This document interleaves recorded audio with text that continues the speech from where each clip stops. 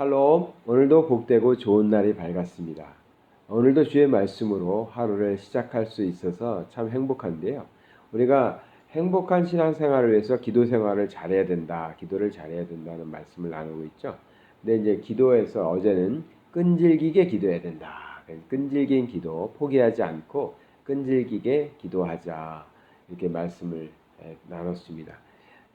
어제 제 아내가 그러더라고요.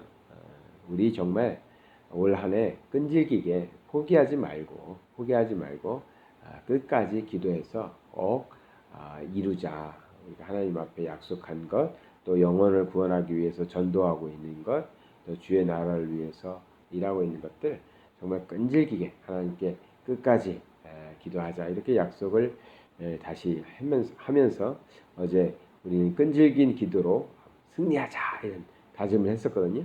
오늘은 두 번째 시간, 기도에 대해서 두 번째 말씀을 나누려고 하는데, 기도의 기본 태도 세 가지를 말씀드리려고 합니다. 우리가 기도 생활할 때 이러한 태도가 좀 필요하지 않을까 싶어서요, 오늘 말씀을 나누려고 하는데, 우리가 응답받기 위해서 기도를 하죠. 응답받는 기도를 해야죠. 응답이 있을 때 우리는 하나님께 기도하면서 기도 생활이 참 행복하고 복된 것을 느끼게 됐죠. 응답이 없다면 얼마나 우리의 기도가 무의미해져 가겠습니까? 이 기도라는 것은 우리 기독교에만 있지는 않습니다. 기도는 다른 종교에도 있고요. 무속 신앙에도 기도라는 게 있죠. 근데 차이점을 아십니까? 예. 기독교는 하나님이 응답하시는 기도를 드리는 거고요. 타 종교에는 사실은 응답이 없죠. 우리 기독교만이 살아계신 하나님이기 때문에 살아계신 하나님께서 우리의 기도에 대해서 응답하고 계십니다. 열왕기상 18절에 보면 누가 나오냐면 그 엘리야가 바알 신을 섬기는 많은 사람들과 그 제사장들과 제사를 지내는 모습이 나옵니다. 그래서 제물을 쌓아놓고 제사를 지냅니다. 바알 신을 섬기는 자들이 거기다가 기름도 붓고 이렇게 잘 탈 수 있도록 해놓고 자신의 신을 막 부르짖습니다. 부르짖는데 신이 대답하지 않죠. 즉 제물에 불이 붙지 않는 겁니다. 사람이 직접 붙이면 붙겠지만 누가 참 신인가, 누가 정말 참 신인가를 가리기 위해서 제물을 쌓아놓고 기도만 하기로 했거든요. 그런데 그 기도에 바알신이 응답하지 않는 거죠. 해가 저물어 갈 동안 아무런 변화가 없었습니다. 엘리야가 기도했더니 하나님께서 응답하셨죠. 그래서 이제 갈멜산에서 엘리야가 부르짖을 때 하나님께서 응답하신, 그런 우리가 너무나 잘 아는 사건이죠. 이렇게 우리의 하나님께서는 우리의 기도에 응답하시는 하나님이십니다. 우리의 기도는 이렇게 하나님께서 응답하심으로 기도가 빛이 나고 능력이 있는 것이죠. 그래서 우리의 기도 드릴 때 항상 하나님의 응답을 기대하면서 하나님의 응답하실 것을 기대하면서 기도하는데, 그러기 위해서 우리의 기도는 이런 태도를 좀 가져야 됩니다. 세 가지만 말씀드려보면요.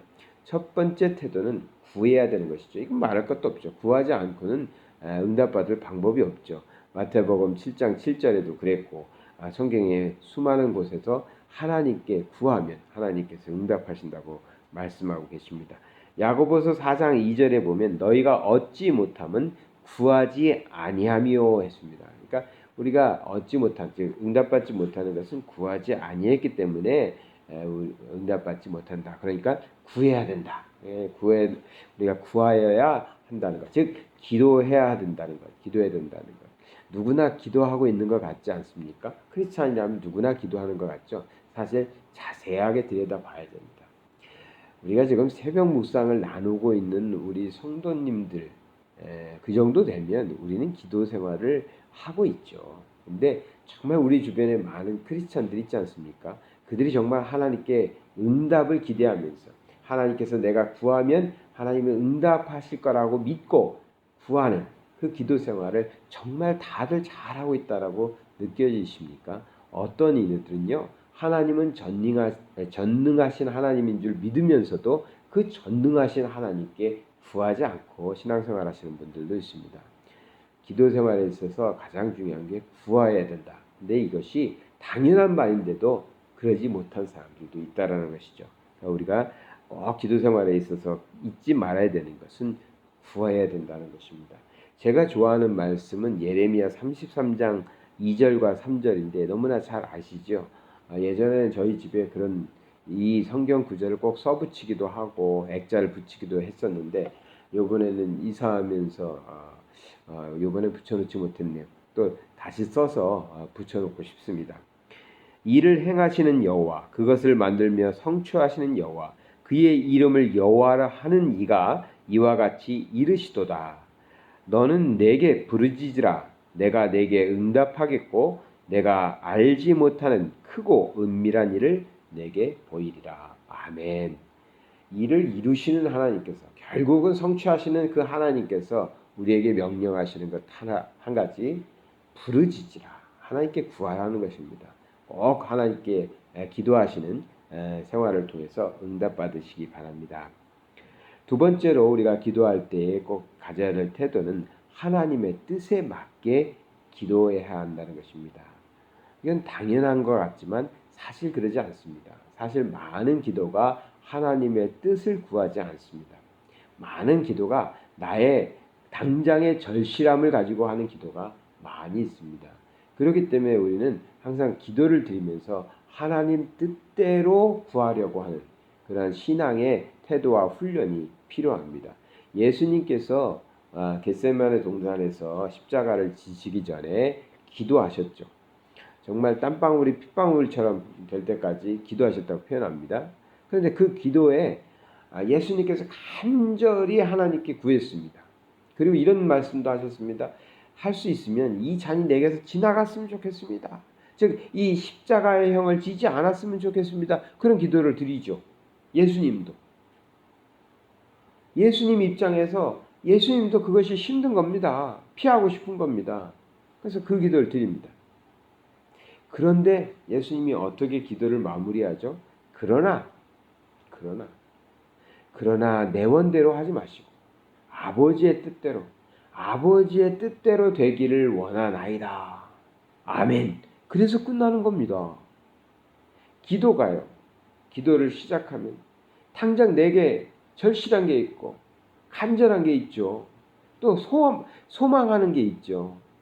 이게 하나님의 뜻인지 아닌지 모르겠어요. 그러나 당장은 내게 절실하고 간절하고 내가 원하는 것이니까 하나님께 기도를 하는 거죠. 막 기도합니다. 하나님 주시옵소서, 주시옵소서. 하나님 해결해 주시옵소서. 하나님 저에게 주시옵소서. 하나님 낫게 하여 주시옵소서. 성공하게 해 주시옵소서. 입학 합격하게 해 주시옵소서. 막 기도하는 겁니다. 누구나 그렇게 기도하죠. 그러나 우리의 기도가 어떻게 돼야 된다고요? 결국은 그 기도가 아버지의 뜻을 찾아가야 됩니다. 아버지의 뜻. 저도 기도하면서 기도를 그냥 5분, 10분 하는 얘기를 하는 게 아니라고요. 1시간, 2시간, 어쩔 때는 밤을 새워가면서 기도할 때를 말씀드리는 겁니다. 절실하면 그렇게 할 수밖에 없죠. 간절하면 그렇게 할 수밖에 없죠. 근데 그렇게 하다 보면 처음에는 내 뜻대로 내가 원하는 바를 구했는데 절실하게 하나님께 부르짖고 기도하고 하나님과의 기도를 통한 교제가 이루어져서 만남이 이루어지면 마지막에 가서는 그렇게 기도합니다.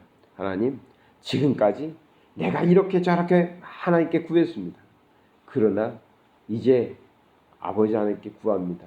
아버지의 뜻을 행하여 주시옵소서. 아버지의 뜻대로 행하여 주시옵소서. 그리고 그것을 내가 받아들이고 그것을 인정하고 아버지의 뜻대로 되는 것이 내게 복이라고 믿게 하여 주시옵소서. 왜? 우린 부족하거든요. 무엇이 정말 옳은 일인지 바른 일인지 우리에게 유익한 일인지 사실 잘 몰라요.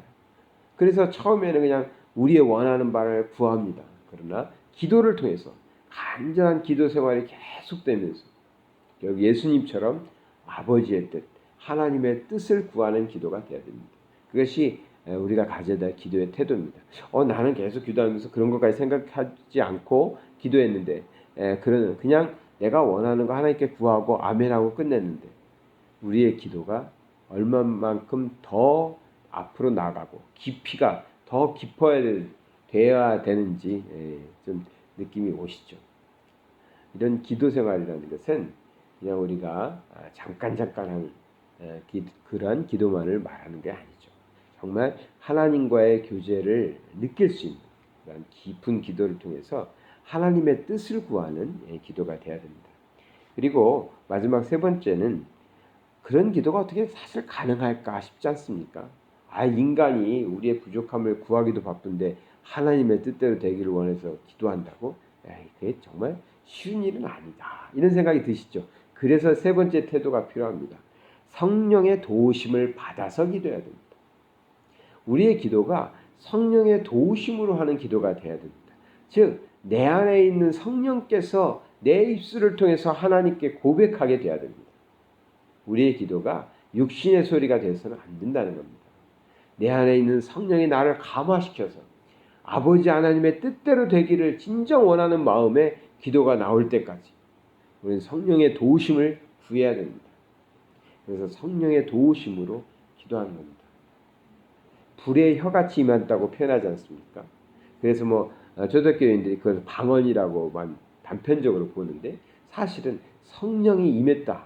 그래서 사람들이 불의 혀 같은 모습으로 그 모양으로 사람들이 막 기도하고 방언을 하고 그랬습니다. 그게 뭡니까? 성령이 임해서 성령의 말하게 하심을 따라서 말했다 그랬죠. 그겁니다. 우리의 기도 생활에 꼭 필요한 것은 내 육신의 욕심이 아니라 성령이 인도하시는 대로 기도하는 그런 기도 생활이 필요하다는 것이죠. 에베소서 6장 18절에 보니까 모든 기도와 간구를 하되 항상 성령 안에서 기도하고 이를 위하여 깨어 구하기를 항상 힘쓰며 여러 성도를 위하여 구하라 했습니다. 이런 기도를 할 수 있는 것은 성령 안에서 기도하는 거예요. 성령의 도우심을 받아서 기도하는 것. 이러한 태도가 우리에게 절실한 것이죠. 우리가 기도 생활할 때 그냥 기도하지 마시고요. 오늘 말씀드린 것, 내가 정말 하나님께 간절히 구하고 있는가, 또 하나님께 구할 때에 하나님 아버지의 뜻을 찾아가고 있는가, 그리고 그렇게 기도할 수 있도록 성령의 도우심을 받아서 성령의 인도하심을 받아서 성령이 말하게 하심을 따라서 내가 지금 기도하고 있는가, 이것 잘 묵상하시면서 오늘도 기도로 승리하시는 저와 여러분 되시길 바랍니다. 사랑의 하나님 아버지 감사드립니다. 오늘도 우리가 살아갈 때 우리 신앙인으로서 행복하고 복된 삶을 살기를 간절히 바랍니다. 우리가 부족해서 날마다 하나님께 무릎 꿇고 기도를 드립니다. 우리의 기도를 통해서 하나님 응답하여 주시옵소서. 하나님께서 응답하시는 기도를 우리가 드릴 수 있도록 아버지 하나님 우리의 기도에 관여하여 주시고 간섭하여 주시고 우리의 기도를 통하여 하나님의 뜻을 찾아가는 하나님의 백성들 다 되게 하여 주시옵소서. 기도로 승리하는 복된 날 되게 하여 주시옵소서. 예수 그리스도의 이름 받들어 기도드리나이다. 아멘.